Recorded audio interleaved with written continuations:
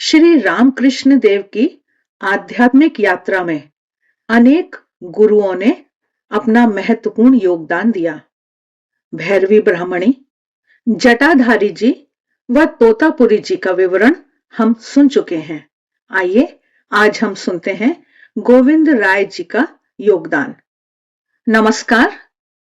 गोविंद राय जी का यह विवरण हम रामकृष्ण शारदा मिशन नई दिल्ली हौस खास द्वारा प्रकाशित पुस्तक श्री रामकृष्ण का दक्षिणेश्वर से प्रस्तुत कर रहे हैं। लिखा है कि सन 1866 1866 ईस्वी में किसी समय एक धर्मनिष्ठ सूफी गोविंद राय जी दक्षिणेश्वर काली मंदिर पधारे। रानी रासमणी के काली मंदिर में मुस्लिम फकीर और हिंदू साधु दोनों का समान रूप से स्वागत सत्कार होता था। गोविंद राय जी ने पंचवटी तले आश्रय ग्रहण कर अपनी साधना आरंभ कर दी। वे अपनी भोजन की सामग्री रसोई घर से ले लेते थे, अतः वहां रहते समय उन्हें भिक्षा के निमित्त कहीं जाना नहीं पड़ता था। वे सदा साधना में निमग्न हो आनंद पूर्वक दिन व्यतीत किया करते थे। गोविंद राय जी का जन्म क्षत्रिय कुल में हुआ था, परंतु इस्लाम धर्म से आकृष्ट हो उन्होंने उसी धर्म की विधिवत दीक्षा ली थी। पंचवटी में वे कुरान पाठ तथा सूफी मतानुसार साधन कर्मों में उत्साह पूर्वक लगे रहते थे। गोविंद राय जी के सरल विश्वास एवं ईश्वर प्रेम से मुग्ध होकर श्री रामकृष्ण देव उनकी ओर आकृष्ट हुए। उन्होंने विचार किया, यह भी तो ईश्वर प्राप्ति का एक मार्ग है।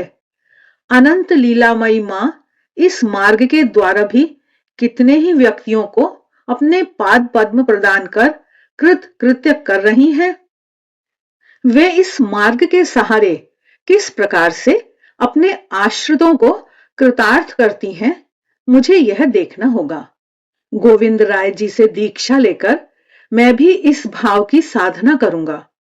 श्री रामकृष्ण देव ने गोविंद राय जी से अपना अभिप्राय व्यक्त किया तथा उनसे अल्लाह मंत्र की दीक्षा लेकर विधिवत इस्लाम धर्म के साधन में प्रवृत्त हुए।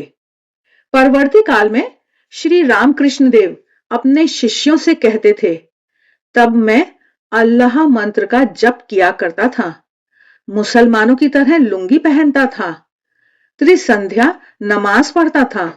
तब उस समय मेरे मन से हिंदुत्व का भाव एकदम विलुप्त हो जाने के कारण हिंदू देवताओं को प्रणाम करना तो दूर रहा, उनके दर्शन तक की प्रवृत्ति नहीं होती थी। इस मनोभाव में 3 दिन बीतने के बाद मुझे इस्लाम मत का साधन फल सम्यक रूप से प्राप्त हुआ। इस्लाम धर्म की साधना के समय श्री रामकृष्ण देव ने सर्वप्रथम लंबी दाढ़ी वाले एक गंभीर ज्योतिर्मय पुरुष के दिव्य दर्शन प्राप्त किए। उसके पश्चात उन्हें सगुण विराट ब्रह्म की उपलब्धि हुई और अंत में उनका मन निर्गुण ब्रह्म में लीन हो गया। श्री रामकृष्ण देव की इस्लाम साधना संबंधी कुछ प्रसंग व्यापक रूप से प्रचलित हैं, जिनकी प्रामाणिकता का दावा किया जाता है। उनमें से 2 प्रसंग यहां हम सुनने जा रहे हैं। इनका वर्णन श्री रामकृष्ण देव के समकालीन श्री अक्षय कुमार सेन एवं श्री वैकुंठ नाथ सान्याल ने किया है। श्री अक्षय कुमार सेन के अनुसार अपने इस्लामी साधना काल में एक दिन श्री रामकृष्ण देव दक्षिणेश्वर काली मंदिर के उत्तरी भाग पर स्थित मस्जिद में अकेले गए।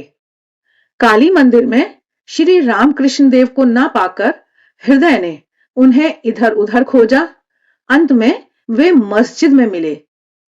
हृदय ने यह देखकर कि उसके मामा अपना ब्राह्मणोचित पवित्र यज्ञोपवीत उतारकर मुस्लिम वेश में नमाज पढ़ रहे थे, हृदय आतंकित हो उठा और आतंक एवं आदर के मिश्रित भाव से वह उन्हें मस्जिद से इस प्रकार दूर ले गया जैसे शरारती बच्चे को ले जाया जाता है। जब श्री रामकृष्ण देव मंदिर की ओर रास्ते पर काफी दूर निकल आए, तब हृदय ने तीव्र भर्त्सना करते हुए कहा, एक धर्मपरायण ब्राह्मण को इस वेश में तथा इस प्रकार अशोभनीय आचरण करते देखकर लोग क्या कहेंगे? श्री रामकृष्ण देव ने बालकवत उत्तर दिया, हृदु, मैं नहीं जानता यह कौन मुझसे करवाता है। स्वामी विवेकानंद जी के एक शिष्य श्री प्रियनाथ सिन्हा मस्जिद के प्रसंग में यह भी कहते हैं कि कुछ मुसलमानों ने मस्जिद के आगे किसी को खड़े देखकर पूछा, तुम कौन हो? तुम कहां रहते हो? तब उनमें से ही कोई बोला, ये मंदिर में रहते हैं और पूजा करते हैं। श्री रामकृष्ण देव ने नमाज पढ़ने की तीव्र इच्छा व्यक्त की।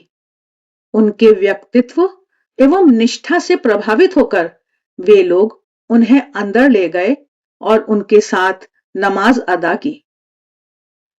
दक्षिणेश्वर काली मंदिर परिसर के मुख्य द्वार से कुछ दक्षिण पश्चिम दिशा की ओर गाजी तला नामक वृक्ष है।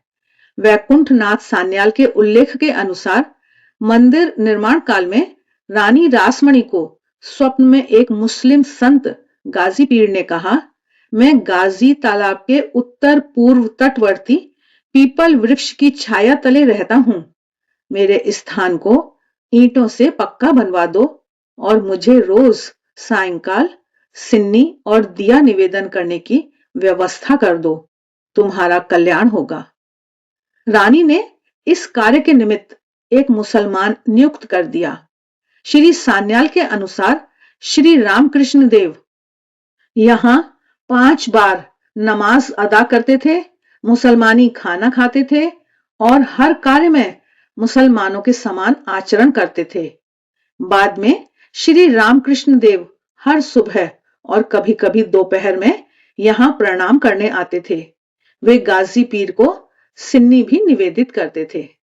260 फुट लंबे और 122 फुट चौड़े चबूतरे वाले इस पेड़ पर आज एक तख्ती लगी है जिस पर लिखा है, यहां श्री रामकृष्ण देव ने पीर साधना की थी।